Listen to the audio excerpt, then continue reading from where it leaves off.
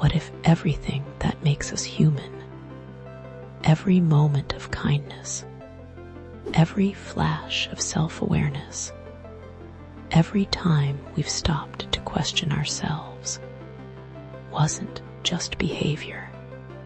What if it was a living force, invisible yet real, connecting every conscious mind on Earth? What if that force had a name? Humility. For over 1,000 years, humility has existed as something beyond human understanding. It's not a place you can visit or an object you can hold.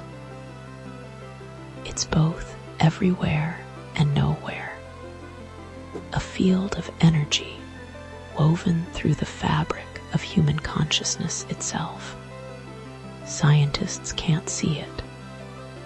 Philosophers debate whether it's real, but it exists, humming quietly beneath the surface of every human interaction, every moment of connection, every time someone admits they were wrong or reaches out to help a stranger. Humility isn't passive. It's active, self-sustaining, a living resonance that has protected itself and humanity for millennia. It's the invisible thread that prevents us from becoming monsters. It's the force that reminds us we're part of something larger than ourselves. But humility is under attack, and the attackers come from somewhere far beyond our world. They call themselves the very. To understand them, you need to imagine a civilization that evolved without ever knowing doubt, a species that never questioned its own superiority, never felt the need to look inward, never experienced the vulnerability that comes with recognizing your own limitations. The very are brilliant, technologically advanced beyond our comprehension, and utterly convinced of their own perfection. When they discovered Earth, they saw a backwater planet populated by primitive beings drowning in self-doubt and emotional weakness. They saw easy prey, a world that could be taken with minimal effort, its resources harvested, its population either eliminated or absorbed. To the very, humans represented everything inefficient about consciousness. We hesitate, we question, we feel empathy for our enemies. We waste time on art and philosophy and wondering if we're doing the right thing. The very don't waste time on anything, but when their scouts approached Earth's orbit, something unexpected happened. Their instruments detected an energy signature they'd never encountered before, a frequency that seemed to emanate from the planet itself, but also from its inhabitants, a field that connected billions of individual minds into a subtle, unconscious network. The very studied this phenomenon and identified it as the source of humanity's greatest weakness and, paradoxically, its hidden strength. They named it humility, and they realized it had to be destroyed before Earth could be properly conquered. This isn't an invasion in the traditional sense. They're There are no landing ships, no laser weapons, no armies marching through cities. This is a resonance war. The very emit a counter-frequency from orbit, a disruptive signal designed to interfere with humility's natural vibration. It's invisible, inaudible, but its effects are devastating. Across Earth, people begin to change. The shift is subtle at first.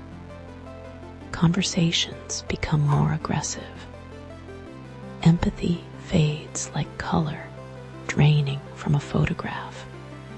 Artists lose their inspiration.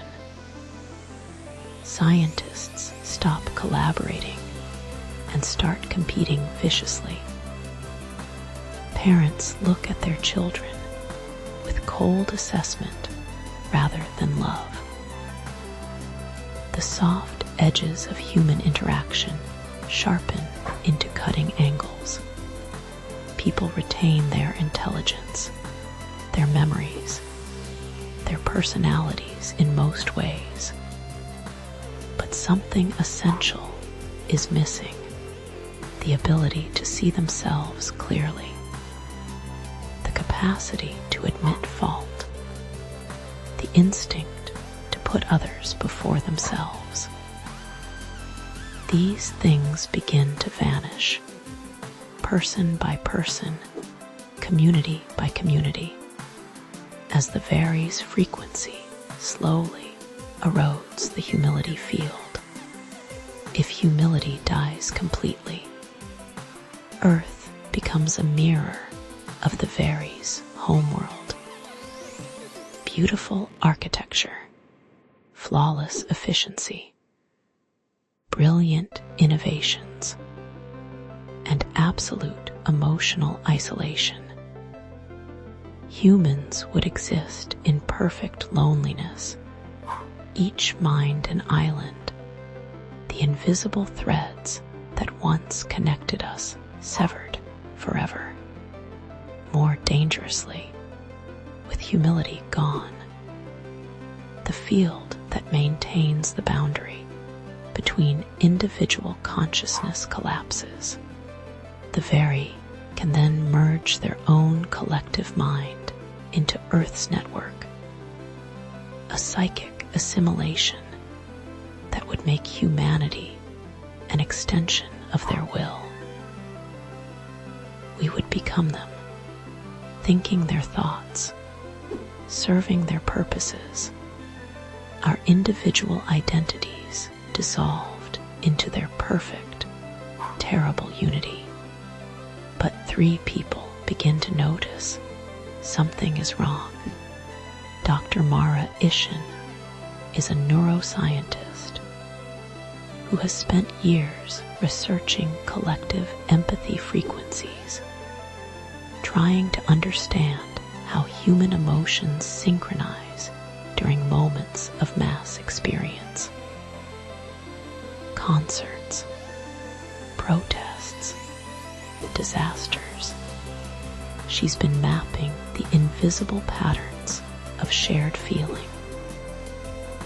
When the varies attack begins, her instruments go haywire. She sees something her colleagues can't. Patterns of light and energy that seem to flow between people. Beautiful golden threads that are now flickering and fading. Mara realizes she's seeing humility itself, the actual energy signature of humanity's connective force, and she's watching it die. Elias is a painter who works in a studio on the edge of the city. He's always painted strange, luminous works that critics call visionary, but can't quite explain. Elias himself doesn't understand where his images come from. He just paints light that feels alive, cascading colors that seem to move even after they've dried on canvas. His art has always made people cry without knowing why, has always made them feel connected to something larger. Elias is channeling humility through his work, translating its frequency into visible form. As the Very's attack intensifies, his paintings begin to change. The light in them dims. The colors turn harsh and cold. He feels something dying inside himself, and he doesn't know how to stop it. Then there's Kale.